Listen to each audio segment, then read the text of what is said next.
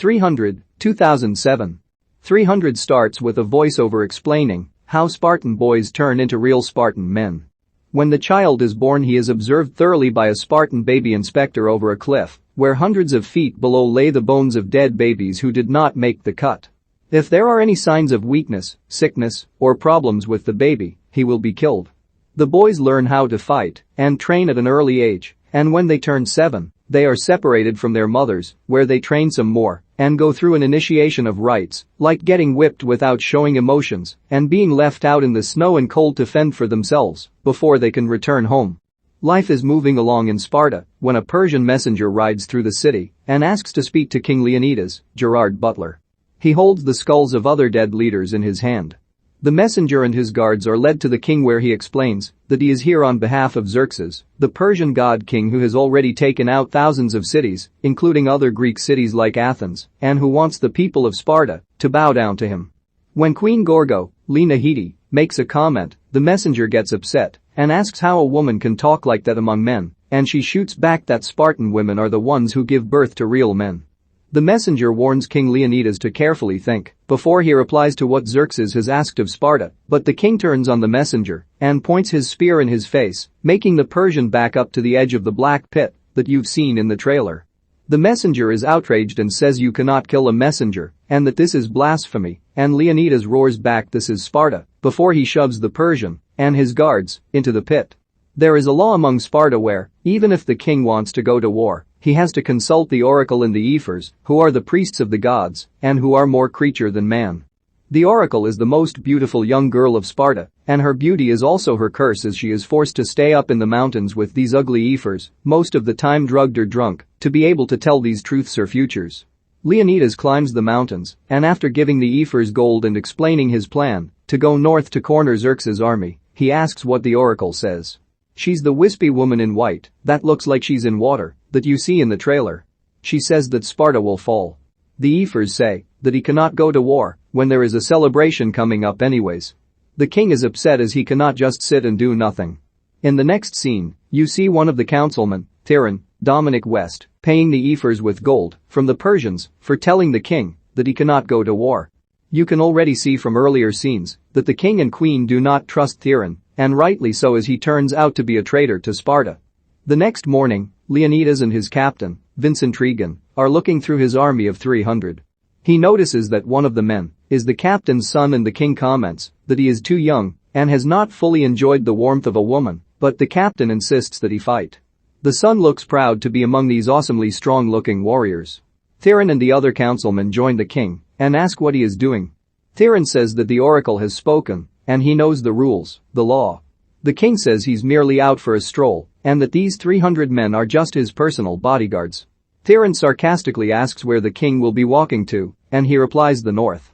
Theron replies to Hot Gate, or was it Hell Gate? The Persians are coming from the sea.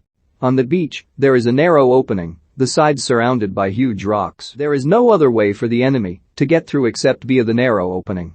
That's where the king and his 300 Spartans will be. Before they head out, the queen gives Leonidas her necklace and says to come back with his shielder on it. While they are marching out, they meet with another group, the Arcadians. The leader of the Arcadians says they heard that Sparta was going out to fight against Xerxes and they are here to join. But he is surprised at the small number of men the king brought with him. Here you can see how arrogant and cocky the Spartans are. Leonidas asks one of the soldiers from Arcadia what his profession was. His reply, a sculptor. Another was a blacksmith. Another a potter. Leonidas looks back at his army of 300 and asks roars what their profession was. The Arcadians are met with thunderous hoo-hoo, what they mainly shout after getting pumped up, and the king says that he has more soldiers than you have. The Arcadians are impressed and everyone marches down to the ocean together. Meanwhile, the queen wants to talk to the councilmen to ask if they will send an army to help Leonidas fight against a Persian army. She has one of the councilmen try to set up the meeting, and he says that she will be able to speak in 2 days. She says that the king may not have 2 days. When the group finally get to the beach area, the Arcadians are starting to doubt themselves when they see how many Persian boats are in the ocean. That night, the Greeks' gods send a huge storm to turn over and destroy some of those boats, and at first, the Arcadians are happy, but in the morning the number of boats seem to have not diminished. The other Spartan men are happy as they can only hope to finally meet their match, someone that can give them a cause to have a beautiful death. They want to die for a good cause, for their country. As they are setting up a wall of stone, someone from Xerxes' army comes up to demand, once again, that Sparta bow on their knees. Xerxes admires their arrogance and strength and promises that Sparta will be the wealthiest city and that he will leave the city's women and children alone if only they lay down their weapons and look to him as the leader. The messenger mocks the wall of stones the Spartans are building before he sees that in between those stones are the dead bodies of some members of the Persian army that was in charge of the lookout. One of the Spartans cuts off the messenger's arm and orders him to tell Xerxes that the fight is on. While this is happening, some of the Spartans notice that someone is following them. It turns out to be Ephialtes, a hunched-back monster who wants to help fight. He warns the king that there is another opening that the Persians can get through.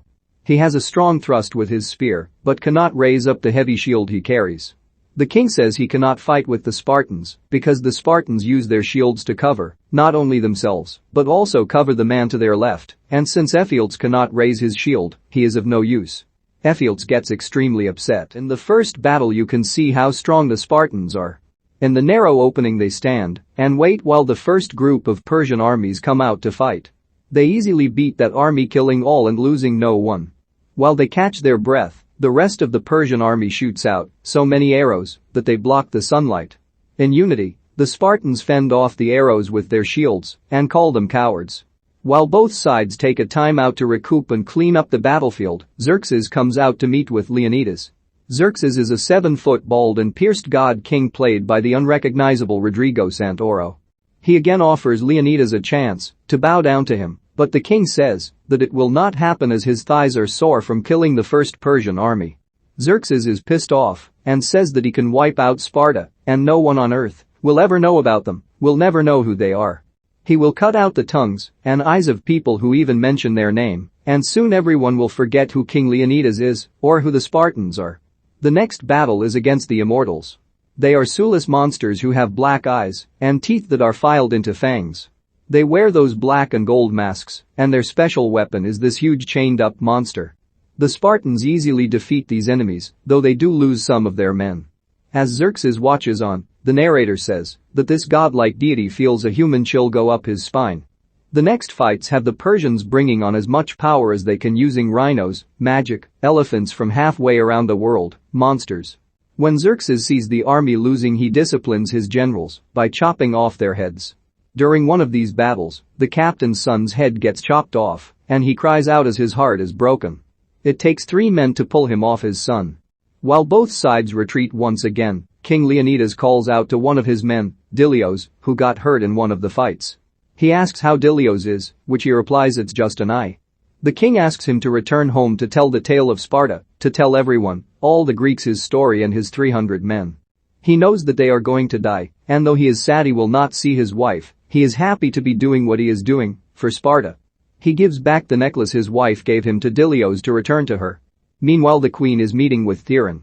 She offers him something to drink, to which he asks if it's poison. He says that the councilmen will never allow an army to go to the king, and he insinuates that he can persuade them to if she sleeps with him. She allows it and he roughly starts to have sex with her while telling her this will not be over quickly. You will not enjoy it. I am not your king. Ephialtes, you remember him? The hunchback has gone to Xerxes. In the tent, there are belly dancers, concubines, contortionists, transsexuals, slaves, etc. He is in awe of everything Xerxes has to offer: wealth, women, a chance to fight, if only he bow down to him. Ephialtes, mesmerized by everything, agrees and tells him about the second opening, where the Persian army can easily overpower the Spartans. The next day the queen gets to meet with the councilmen. She gives a great speech to why they should allow the army to go and help the king. You can see that some of the members are touched by what she is saying and is starting to agree with her. When she ends her speech, Theron sarcastically applauds her. He turns against her by saying that why should anyone listen to her as she is an adulteress. He tells everyone that she came on to him and offered herself to him, but that he is an honest man and turned her down. She gets upset and starts to go after him, but he orders 2 guards to grab her and take her out of the room. She struggles to let go, which they do. She is the queen, of course, and when she is free, she grabs one of their swords and stabs Theron in the stomach. She pulls him close and says, while pushing the sword in further, "This will not be over quickly. You will not enjoy it. I am not your queen." When she pulls out the sword, his money pouch also comes free, and as he falls, so do the Persian coins that he's been bribed with. The other councilmen pick one of the coins up and realize he's a traitor, and word spreads quickly. As the Arcadians leave camp, it is just the king and what's left of his army. The Persian army is everyone and surrounding them. Once again Xerxes comes out to watch, and one of his minions asks Leonidas to bow down to Xerxes. Don't they get the hint already? But this time Leonidas actually takes off his headgear and puts down his shield and spear and kneels down. But only to compose himself as his huddled group of Spartan men break way, and one member runs up and jumps on Leonidas' back to spear that minion to death. As everyone starts fighting again, the king picks up his spear and throws it where it slices through Xerxes' cheek but does not kill him. Xerxes is surprised and holds his hand up to his bleeding face. One by one the Spartans fall, even the king. One of them tells him that it is an honor to die at his side, to which the king replies that it was an honor to live at his side. After facing the sun and saying his last words, "My love," the rest of the Persian army kills him, and they make sure all the Spartans are dead by shooting a gazillion arrows into the air again. Dilios returns home to give the queen the necklace, and he spreads the word about their victory. It ends 1 year later, where Dilios looks like he's the leader of the Spartan army now, and they are getting ready to fight the Persians again. But this time there are thousands and thousands of Spartans, and on command, they run for battle.